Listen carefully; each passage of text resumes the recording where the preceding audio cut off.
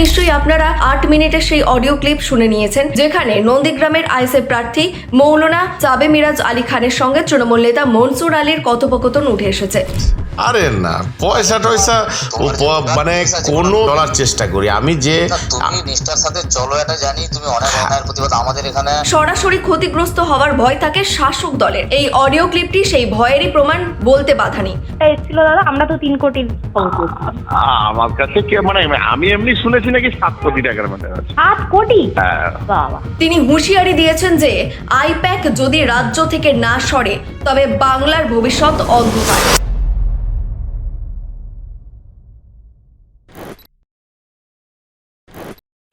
নমস্কার, বেঙ্গলি বেটির পর্দায় আপনাদের স্বাগত। আমি দীপশিখা। ফের একবার শিরোনামের শীর্ষে নন্দীগ্রাম। শুরুটা সেই 2021 সাল থেকে হয়েছিল বলা চলে, যখন শুভেন্দু অধিকারী মমতা বন্দ্যোপাধ্যায়কে বিধানসভা নির্বাচনে হারিয়ে বাজিমাত করেছিলেন। এবারের বিধানসভা নির্বাচনেও টান টান উত্তেজনা নন্দীগ্রামকে কেন্দ্র করে। এতক্ষণে নিশ্চয়ই আপনারা 8 মিনিটের সেই অডিও ক্লিপ শুনে নিয়েছেন, যেখানে নন্দীগ্রামের আইএসএফ প্রার্থী মৌলানা সাবে মিরাজ আলী খানের সঙ্গে তৃণমূল নেতা মনসুর আলীর কথোপকথন উঠে এসেছে। যেখানে উঠে এসেছে একাধিক চাঞ্চল্যকর সত্য, যেখানে উঠে এসেছে আইপ্যাকের কারসাজির তথ্য, যেখানে এক দলের প্রার্থীকে তৃণমূলে নিয়ে আসার জন্য ব্ল্যাঙ্ক চেক অফার করা হচ্ছে, সেই সত্য উঠে এসেছে এই অডিও ক্লিপের মাধ্যমে। এই অডিও ক্লিপে আর কি কি ভাইরাল সত্য উঠে এসেছে সেটা একবার নিজের কানে শুনে নিন। তুমি কিছু ভোট পাবে, এবার তোমার পার্সেন্টেজ দেখবে যে আমার পার্সেন্টেজ এত আমি পেয়েছি, এবার আগামী দিনে তোমার লক্ষ্য থাকবে যে আরো সেটাকে বাড়ানো, সেটা আলাদা কথা। কিন্তু মিরাক্কেল যে কিছু বলছো, মিরাক্কেল কিছু নন্দীগ্রামে হবে না না, হবে হবে হবে, আমি যতটুকু ধারণা হবে। তারপরে আমি তোমাকে বলিস না, আমি বলছি যে আমাদের দলের একদমই শীর্ষ নেতৃত্ব থেকে আমার কাছে এটা নির্দেশ, এটা আমি আমার ইচ্ছায় তোমার সঙ্গে কথা বলিনি। আমি তোমার সাথে আমার ইচ্ছে কথা যখন বলি, ভালো মন্দ বলি, মাস্টার ভালো আছে এটা ওটা এইসব, কিন্তু পার্টির যে নির্দেশ সেটা হচ্ছে উপর থেকে, যে কোনো প্রকারে তুমি তোমার যে দাবি আছে, কে আলরাজি খারাপ ব্যবহার করুক, কে মনসুর খারাপ ব্যবহার করুক, বা তোমার আরো কিছু দাবি থাকতে পারে, আমার এত লস হয়েছে, এত টাকা নষ্ট হয়েছে, আমাকে জেল খাটতে হয়েছে, আমার সম্মান যাইছে, যে বিভিন্ন দরবারে জর্জরিত, বিভিন্ন আরো সমস্যায় পড়ে আছো, বা আমি কথাই বলি ফারুকের সাথে একটা জায়গায় গন্ডগোল, বিভিন্ন যে তোমার সমস্যা আছে, এই টোটাল যা যা সমস্যা আছে, তার আর্থিক দিক থেকে শুরু করিয়া অন্যান্য সব দিকটা টোটাল আমাদের দল একদম উঁচু উপর থেকে এটাকে পুরো একদম নিষ্পত্তি করবে, এরকম একটা আমার কাছে একটা বার্তা আছে বলে আমি তোমার সাথে কথা বলছি। সেটা তুমি জাস্ট একবার আমাদের যে রাও সাহেব আছে আইপ্যাকের, তার সাথে একবার বসার ব্যবস্থা করো, অন্ধকারে যে কোনো গোপন জায়গায়, সেটা তোমার শ্বশুর বাড়ি হলে আরো ভালো, একদম গোপন জায়গা আছে, তো সেইটা একবার জাস্ট 10 মিনিট 15 মিনিট একটা বসো। আমি বলছি শোনো না, মতামত না হয়, তোমার সাথে অ্যাডজাস্টমেন্ট না হয়, না হবে, কোনো অসুবিধা নেই। বসলে ফায়দা হবে না। আমি মনসুরদা, আমি তোমাকে কি বলি শোনো না, আমি বলছি কারোর সাথে কেউ বসলে কেউ তো কাউকে খুন করে দিবেনি, বা বসলে না না না, সেটা কখনো নয়। আমি তোমাকে বুঝিয়ে বলি মনসুরদা, ধরো আমি আমি বিশ্বাসঘাতক হতে পারবো না, না আমি বিশ্বাসঘাতক হতে পারবো না। আমি সবটাই বুঝলাম, সব বুঝলাম, না বিশ্বাসঘাতক, কিন্তু দল এই মুহূর্তে প্রার্থী যখন ঘোষণা করে দিয়েছে না, সেখানে আমি বিশ্বাসঘাতক হতে পারবো না, না, কারণ আমার একটা ফ্যান ফলোয়ার আছে, আমি সেখানে বিশ্বাসঘাতক হতে পারবো না। আমি দায়িত্ব নিয়ে বলছি, আমি ইসলাম নিয়ে চলি, আমি কোরআন হাদিস নিয়ে চলি। ডাইরেক্ট তৃণমূলের যোগ হবে এবং তৃণমূলের নেতা হিসেবে ফ্যান ফলোয়ারকে কাজে লাগাবে, অসুবিধা কি আছে? না না না, তৃণমূলের নেতা হিসেবে ফ্যান ফলোয়ারকে কাজে লাগাবে, না না না, তাদের সঙ্গে আলোচনা করে তুমি আসবে। না না না না, এখানে তো তুমি দল চেঞ্জ করে তোমার কেউ কিছু করে নিতে পারবে এরকম তো ব্যাপার নেই। না না না, ওটা না তো। আরে না, পয়সা টয়সা মানে কোনো বিষয় নিয়ে আমি ভাবি না। আমি এই কারণে যে না, আমি একটা নিষ্ঠার সাথে চলার চেষ্টা করি। আমি যে তুমি নিষ্ঠার সাথে চলো এটা জানি, তুমি অনেক অন্যায়ের প্রতিবাদ আমাদের এখানে ঈদগাহে যে দরবারটা হয়েছিল, সেটা আমরা বিভিন্ন জায়গায়, তুমি হয়তো জানোনি, আমরা তোমার হয়ে সাপোর্ট করেছি, যে না যেটা বলেছে সেটা সঠিক কথাই বলেছে, যে যেটাকে ভুল ব্যাখ্যা করুক। মানে আমি তোমার শ্বশুর বাড়িতে শোনার পর, প্রথমে যখন এই ব্যাপারটা হলো, অন্য কি কারণে তোমার শ্বশুর বাড়িতে গেছিলাম, তোমার শ্বশুর খুলে ব্যাপারটা বললো, তখন আমি আবার দ্বিতীয় ব্যক্তিকে বললাম যে না এই ব্যাপারটা এরকম ভাবে হয়েছে, লোক ভুল বোঝাচ্ছে। তো যাই হোক, যেটা সঠিক সে সঠিক বলতে হবে। আমি এটা বলছি যে তোমার পার্টির সঙ্গে বা বিশ্বাসঘাতকতা বেইমানির কোনো জায়গা নেই, আর সেটা করতে আমিও চাই না। আমি বলছি একবার বসে একটা প্ল্যানিং করা হোক, এইটা করতে অসুবিধা কি আছে? তুমি তো তোমার ফ্যান ফলোয়ার্স যেমন আছে তাদের সঙ্গে বিশ্বাসঘাতকতা যে না হয় নিশ্চয়ই তাদের সঙ্গে আলোচনা করবে, যখন আসবে তাদের সবাইকে নিয়ে একসঙ্গে আসবে, সেখানে তোমার তৃণমূলের কোন জায়গাটা হয়ে যাবে বা আমাদের রাজ্য সরকারের কাছে তোমার জায়গাটা কোন কত উঁচুতে চলে যাবে। না না না না না না আমি আমি আমি মনসুদ্ধ, আমি যেটা বুঝিয়ে বলি, তুমি সব বলছো, সবই আমার কাছে খবর ছিল, সবই আছে, কিন্তু আমি তোমাকে বুঝিয়ে বলি মনসুদ্ধা, আমার সাহস মানে তুমি আমার সিনিয়র টিচার, আমি তোমার অনেক জুনিয়র। এবার আমি তোমাকে বলি যে আমি এই বিশ্বাসঘাতকের জায়গায় যাব না। আমার অনেক ক্ষতি হয়েছে, সেগুলো সবই আমি জানি, আমি অনেক ক্ষতি হয়েছে। তুমি আমার শ্বশুরকে জিজ্ঞেস করবে যা যা সমস্যায় জর্জরিত, যত আর্থিক টাকা যত টাকা ক্ষতি হয়েছে এবং যা যা সমস্যায় জর্জরিত, সব সমস্যার সমাধান হওয়ার পর সিদ্ধান্ত হবে। না, আমি সবই বুঝি, আমি বলছি তো। আশ্বাসের কোনো ব্যাপার নেই। যেমন আমি বলি নিখিলের বেটা বাপ্পা বেটাকে যখন আমরা পার্টিতে নেই, তাকে যে আশ্বাস দিয়া নিয়েছি না, তাকে ট্রান্সফার করে সেই দিন অর্ডার করে, শুক্রবার অর্ডার করে শনিবারে জয়েন করিয়েছি পার্টিতে। তো অতএব তোমার সঙ্গে আশ্বাসের কোনো ব্যাপার নেই। তোমার যে যে শর্ত থাকবে, তোমার যা যা দাবি থাকবে, সব পূরণ হওয়ার পর তুমি সিদ্ধান্ত নেবে। না না, আমার কোনো দাবি নেই, আমার একটাই দাবি, আমি এমনি স্বাভাবিকভাবে থাকি, এছাড়া অন্য কিছু না মনসুদ্ধা, বুঝলে। আমি বিশেষ করে তুমি তুমি তুমি বলো না, আমি আল্লাহর কাছে কি জবাব দেবো, আমি আল্লাহর কাছে কি জবাব দেবো, তাই না? আমি আমি আল্লাহর কাছে তুমি মুসলিমদের জন্য লড়াই করছো, তো মুসলিমরা যাতে নিরাপত্তায় থাকে, হ্যাঁ তুমি লড়াই করছো। লড়াই করছি আমি, এটাই। আমি শুধু মুসলিমদের নয়, বরং মুসলিম হিন্দু সকলে নিরাপদে থাকবে, সেই জন্য আমি লড়াই করছি, বুঝলেন। এই কারণে অবশ্যই এবার 95% মুসলিম যখন একদিকে, 5% মুসলিম ডিস্টার্ব হবে, সেটা তোমার দ্বারা যদি 5% আরো যুক্ত হয়, তাহলে সব মুসলিম তো একজোট হয়ে রইতে পারবে আর শক্তি বাড়বে। না না না, ওটা নয়, ওটা নয়। আমি তোমাকে যেটা বুঝিয়ে বলি, আমরা যেটা নিয়ে চলি সেটা হলো কোরআন হাদিস নিয়ে চলি। এবার আমি আমার অ্যানালাইসিস এবং কোরআন হাদিস দিয়ে যা বুঝিয়ে আমি দেখেছি যে আমি কোনো দল কাউকে খারাপ বলছি না, কিন্তু ব্যাপারটা কি, আমি আমারটা নিয়ে চলি, এবার তুমি তোমারটা নিয়ে চলো, বুঝলে ভাই। তুমি যেটা প্রথমে বললে যে তৃণমূলটা যে মানে বিজেপিকে সরাবে, তৃণমূল আরো হিন্দুত্ববাদী, এটাই আমিও একমত, আমি 100% একমত। এই কারণে একমত, আমরা তো দলে আছি, আমরা জানি যে হিন্দুদেরকে কিভাবে গুরুত্ব দেওয়া হয়, মুসলিমদেরকে মানে নিয়ে আছে এরকম একটা ব্যাপার। তো সে জায়গায় আমাদের রাগ গোসা যাই হোক না কেন, তবু বিজেপির বিরুদ্ধে যখন বিজেপির বিরুদ্ধে না থাকবে লড়াই, অন্য কারোর বিরুদ্ধে থাকবে, তখন কিন্তু মুসলিম ভেঙে যাবে। এখন যেহেতু বিজেপির বিরুদ্ধে লড়াই আর শুভেন্দুর এইসব মুসলিম বিরোধী কথাবার্তা, তাতে মুসলিম তো একজোট আরো হয়। আমাদের তো কোনো মুসলিম নেতা গিয়ে কাউকে মসজিদে গিয়ে বলেনি যে সব তৃণমূলকে ভোট দাও। তৃণমূলকে সব মুসলিম একজোট কখন হচ্ছে, যখন শুভেন্দু এই ধরনের ল্যাঙ্গুয়েজ ইউজ করছে, তখন সব তৃণমূল কিন্তু মুসলিম ভোট একজোট হচ্ছে। তো সেই যে মুসলিমদের নেতৃত্ব হিসেবে তুমি যে দাবিটা করছো, সেই দাবিটা তোমার সমস্ত মুসলিম লিডার সহ তোমার সমস্ত টিম নিয়ে তুমি তো দরবার করবে। তুমি তো একা একা চলে যাচ্ছ না যে বিশ্বাসঘাতকতা করে যে আমি এমএলএ হয়ে গেছি, আমি তৃণমূল ছেড়ে বিজেপিতে, বিজেপি ছেড়ে তৃণমূলে, এ পার্টি না ও পার্টি, সে পার্টি না সে পার্টি, এরকম ব্যাপারটা না। তুমি তো সবার সঙ্গে আলোচনা করে করবে এই পরিস্থিতি আমাদেরকে বাঁচতে হলে এরকম একটা রাস্তা তৈরি করতে হবে। তোমার জায়গাটা তো অন্য জায়গা তৈরি হয়ে যাবে। আমি কি বন্যা সে, আমি ও জায়গার জন্য আমি তোমাকে বলি, শোনো না মনসুদ্ধা, বুঝলা, একবারে অসুবিধা নেই। আচ্ছা আমি একটা কথা বলিস, একটা গোপন জায়গায় আবার বুসার কোন চিন্তাধারা হোক, সেটা আমার কথা কমসে কম আমি পার্টির কাছে এই কথাটা রাখতে পারি যে বুসার আমি অ্যারেঞ্জমেন্ট করেছি, তারপরে মিরাজদা যেটা সিদ্ধান্ত নিয়েছে সেটা নিয়েছে, ঠিক আছে। আমি যে এই অ্যারেঞ্জমেন্টটা করতে পেরেছি, সেইটা আপাতত পার্টির কাছে আমার একটা প্রশংসনীয় জায়গা হোক। যেখানে বলবে, যে সময় বলবে, কোনো জায়গায় কোনো টেনশন নেই।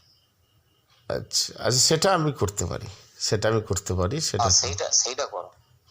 আচ্ছা ঠিক আছে, ঠিক আছে। যে কোনো একটা জায়গা, না না, কাল হবে না, কাল আমি চলে যাবো মেখলিগঞ্জে জলসা করতে চলে যাবো, বুঝলে, দক্ষিণ চব্বিশ পরগনা। আচ্ছা হোক, কাল হোক, পরশু দিন হোক, কোনো অসুবিধা নেই। কিন্তু কথা হচ্ছে যে তোমার মনোনীত জায়গা এবং তোমার মনোনীত টাইম, একদম গোপনে। আমরাও চাইনি যে আমাদের কেউ দেখুক, তুমিও চাইবে না নিশ্চয়ই তোমাকে কেউ দেখুক। এইটা একটা করে দাও তুমি সেটিংটা, সেটা আমি করবো। ঠিক আছে, তুমি কালকে ঘুরে এসো, হ্যাঁ কোনো অসুবিধা নেই। ঠিক আছে, ঠিক আছে, ঠিক আছে। রাজ্যের রাজনীতিতে নন্দীগ্রাম বরাবরই এক হাই ভোল্টেজ কেন্দ্র, কারণ এই নন্দীগ্রাম এক সময় রাজ্যের পালা বদলের সাক্ষী থেকেছে। আজ আবারও সেই নন্দীগ্রামেই উঠে আসছে সেই চাঞ্চল্যকর তথ্য। আপনাদের একটু প্রেক্ষাপটটা বুঝিয়ে বলি। আপনারা জানেন নন্দীগ্রামের সংখ্যালঘু ভোট একটা বড় ফ্যাক্টর, আর সেইখানে আইএসএফ এর মতো দল যখন সেখানে প্রার্থী দেয় তখন সেই সংখ্যালঘু ভোট ভাগ হওয়ার একটা প্রবল সম্ভাবনা তৈরি হয়। সরাসরি ক্ষতিগ্রস্ত হওয়ার ভয় থাকে শাসক দলের। এই অডিও ক্লিপটি সেই ভয়েরই প্রমাণ বলতে বাধা নেই। চলুন সবার আগে শুনে নিই এই অডিও ক্লিপটিতে, এই অডিওতে ঠিক কি কি কথোপকথন হয়েছে দুই নেতার মধ্যে। নমস্কার। বলুন। হ্যালো। হ্যাঁ, সবিতা বাবু বলছেন? আপনি আইএসএফ করেন? হুম। একটু প্রেস থেকে বলছি, মিডিয়া থেকে, বেঙ্গল লিবার্টি। 2 মিনিট একটু কথা বলতে পারবেন দাদা? হ্যালো। হ্যাঁ, বলুন বলুন। হ্যাঁ, বিষয়টা হচ্ছে আপনার একটা অডিও ক্লিপ ভাইরাল হয়েছে, যেটা আমাদের কাছেও এসে পৌঁছেছে, যে আপনাকে যতদূর সম্ভব আপনাদের কথা শুনে মনে হলো কোনো একজন তৃণমূল নেতা মনসুর আপনাকে কল করছিল যাতে আপনি ওনাদের সাথে সমঝোতা করেন। বিষয়টা কি একটু বলতে পারবেন? বিষয়টা কোন অডিও ক্লিপটা ভাইরাল হয়েছে সেটাও আমি এখনো পর্যন্ত জানিনি, আচ্ছা, বুঝলেন? তবে আপনার হ্যাঁ, একটা প্রায় 8 মিনিটের কাছাকাছি অডিও ক্লিপ ভাইরাল হয়েছে, যেটাতে উনি আপনাকে বলছেন কোনো এক রাহুল সাহেব বা রাতুল সাহেব কেউ রয়েছেন, তার সাথে একবার বসতে সমঝোতা করতে, এইরকম যাতে তৃণমূলের সাথে আপনি সমঝোতা করেন বা তৃণমূলে যোগদান, এরকম একটা অডিও ক্লিপ ভাইরাল হয়েছে আপনার। হ্যাঁ, এরকম কথা হয়েছিল এই নির্বাচনকালীন পরিস্থিতির সময়ে, মোটামুটি এরকম একটা কথা হয়েছিল। তো আচ্ছা। কথার মধ্যে অনেক কথা হয়েছিল, এবার কিরকম কি ধরনের কথা হয়েছিল সেটা অন্তত আমি মানে আচ্ছা। ঠিক সে মানে মনে পড়ছে না আর কি। আচ্ছা। মোটামুটি এই ধরনের কথা হয়েছিল, আচ্ছা, নির্বাচনকালীন কথা দাদা, হয়েছিল। এই মনসুর সাহেবদের, মানে মনসুর কে? মানে হ্যাঁ, মনসুর আমার মানে আমাদেরই নন্দীগ্রাম বিধানসভার একজন টিচার, শিক্ষক আচ্ছা। আর কি। উনি তৃণমূল কংগ্রেসের একজন মানে কি বলে দায়িত্বশীল, সম্ভবত অঞ্চল সভাপতি, আমার আচ্ছা, যতটুকু জানা। আচ্ছা, ইনি মানে কতদিন ধরে রয়েছেন তৃণমূলে? কত বছর হবে? উনি তৃণমূলটা করছে মনে হয় প্রায় 10 বছর। আচ্ছা, যেখানে আপনি চান সেখানে বসুন। এই যে রাতুল বা রাহুল সাহেব যার নামটা নেওয়া হচ্ছে, এই ব্যক্তি কে? কি ইনি কি আইপ্যাকের কোনো ব্যক্তি নাকি তৃণমূলের হ্যাঁ অন্য কোনো? হ্যাঁ, আইপ্যাক রাউত সাহেব। রাউত। আচ্ছা, রাউত সাহেব। হ্যাঁ, আচ্ছা, এবার বিষয়টা কি দাদা, আপনাকে কি টাকা কোনো কিছু অফার করা হয়েছিল? না, স্পেসিফিক কোনো টাকা অফার করা হয়নি। সে যা আছে তো মনে হয় তাহলে ওতেই আছে। না, স্পেসিফিক ভাবে কোনো টাকার অফার করা হয়নি। আচ্ছা। বরং ওখানে বলেছিল যে তোমার অ্যামাউন্ট যা লাগবে কোনো ব্যাপার হ্যাঁ, না, মানে আপনাকে সর্বোচ্চ পুরো তোমার ওপেন ব্ল্যাঙ্ক অফার দিয়ে দেওয়া হয়েছে যে আপনি যা চাইবেন, আপনার যা হ্যাঁ, হ্যাঁ, সমস্যা আপনি নিতে জি পারেন। মোটামুটি জি জি তাও জি। কোনো কত কি অ্যামাউন্ট এরকম, মানে আপনাকে ছাড়া আরো তো কাউকে ফোন করেছে, এরকম কি কোনো অ্যামাউন্ট বলা হয়? জানা আছে? অ্যামাউন্ট না, এমন কোনো অ্যামাউন্ট আমার জানা নেই। তবে মানে আমি আনলিগেল কোনো কথা তো বলতে পারবো না, তো হ্যাঁ। যতটা বলেছি সেটাই বলছি। আচ্ছা। আর আপনি আইএসএফ এর তরফ থেকে কি আপনি দাঁড়াচ্ছেন? আপনাকে নন্দীগ্রাম বা এরকম কোনো কেন্দ্রে আপনি কি প্রার্থী হয়েছেন? আমি নন্দীগ্রাম কেন্দ্রে এই মুহূর্তে আইএসএফ এর ক্যান্ডিডেট। আচ্ছা। ওকে দাদা। এবার বিষয়টা হচ্ছে যে মানে ধরুন সমঝোতা একমাত্র আপনার কাছে কি মনসুর বাবুর কল এসেছিল নাকি একাধিক আপনার কাছে কল আসছে রিসেন্ট ডেজে? আমাকে একটু বলুন তো। এবার একাধিক কল ওদের নেতা নেত্রীদের পক্ষ থেকে এসছে। হুম। তবে মনসুর বাবুর সঙ্গে একটু দীর্ঘক্ষণ বেশি কথা হয়েছিল, সেটা প্রায় কাছাকাছি 20 মিনিটের কাছাকাছি। আচ্ছা, তো সেখানে আর কি এই মিটিংটার কি আর কিছু এগোলো, মানে কোনো ওনারা আর কি আপনাকে বারবার বলছে বসার জন্য? এবার ওনাদের কোনো প্রতিনিধি আমাদের কাছে এসেছিল আবার ব্যক্তিগতভাবে, কিন্তু সেটা আমি মান্যতা দেইনি। ওনাদের প্রতিনিধি ডাইরেক্ট চলে আসছে এরকম ভাবে, মানে যাতে জয়েন করেন, হ্যাঁ যাতে হ্যাঁ, আইএসএফ এর সাথে ওটা কথা। হ্যাঁ, ওটা 11th আওয়ারে, মানে ওই হুম। নমিনেশন তোলার একদিন আগে। যে আমি আইএসএফ এর প্রার্থীকে ডাইরেক্ট দলে টানার চেষ্টা, মানে কেন মনে হয় কি হঠাৎ এই কেন? আমার তো মনে হয় এটা একটা প্রোপাগান্ডা। পবিত্রকর নন্দীগ্রামে প্রার্থী হবে এটা তৃণমূল কংগ্রেসের কর্মীরা অন্তত ঊর্ধ্বতন লিডাররা মানতে পারেনি। বিশেষ করে নন্দীগ্রামের মুসলিম সমাজ অন্তত মেনে নিতে পারেনি, কারণ কেন? ওনার দ্বারা নন্দীগ্রাম মুসলিম সমাজ অনেক আক্রান্ত। কেন শুভেন্দু কি করেছে? অধিকারী, উনি যখন শুভেন্দু অধিকারীর দলে ছিল, হুম। উনি ওই বয়া এলাকায়, ওনার বাড়ি এলাকায় মহরমের তাজিয়ার কি লাইট বন্ধ করে দিয়ে মুসলিমদেরকে পিটিয়েছিল। বলেন। এবং ওনার দ্বারা মুসলিমরা অনেকভাবে আক্রান্ত এবং চূড়ান্ত লাঞ্ছনার শিকার হয়েছে। আর আচ্ছা। সেই ব্যক্তি 1 ঘন্টা আগে বিজেপি, 1 ঘন্টা পরে তৃণমূল, তাকে মনে হয় নন্দীগ্রামের নেতৃত্বরা কি মানতে পেরেছে আমি জানি না। আমি যতটুকু ভোট প্রচারে ফিডব্যাক পেয়েছি হ্যাঁ। যে নন্দীগ্রামের সাধারণ জনগণ তারা মানতে পারেনি। ওটা এসেছিল দাদা, আমরা তো 3 কোটির খবর পেয়েছিলাম। আমার কাছে কে মানে আমি এমনি শুনেছি নাকি 7 কোটি টাকার ম্যাটার আছে। 7 কোটি বলেন কি? হ্যাঁ বাবা। শুনেছি। এবার উনার দলের কিছু লোকও তো আমার দলে এসে জয়েন করেছে। হুম সেখানে শুনেছি বলছে যে যে ব্লক সভাপতি হুম করে দেওয়ার জন্য বলেছিল যে 7 লক্ষ টাকা দিতে হবে। ব্লক সভাপতি হওয়ার জন্য 7 লক্ষ টাকা? হ্যাঁ, কে বলেছে? আইপ্যাক বলেছে। ওনার দলের লোকেরাও আমাদের দলে জয়েন করে বলেছে যে আমার কাছে এসেছিল যে 7 লক্ষ টাকা, 7 কোটি না 7 লক্ষ টাকা দিলে ব্লক সভাপতি করে দেবো। এবার ব্যাপারটা কি বলুন তো, এটা একটা চেন বাই চেন। এই ব্লক সভাপতিরা আবার কি করবে? এদের হাতে অনিরল ক্ষমতা থাকবে। এরা এখানকার লোকাল যে নিয়োগগুলো, হাসপাতালে নিয়োগ, অমুক জায়গায় নিয়োগ, বিডিওতে নিয়োগ, ডি গ্রুপ, সি গ্রুপ, এইগুলো এরা কি করে, একটা ক্যান্ডিডেটের কাছ থেকে ও 2-3টে ক্যান্ডিডেট বিক্রি করলে হয়ে যাবে। এগুলো খুব ব্যাপার আছে।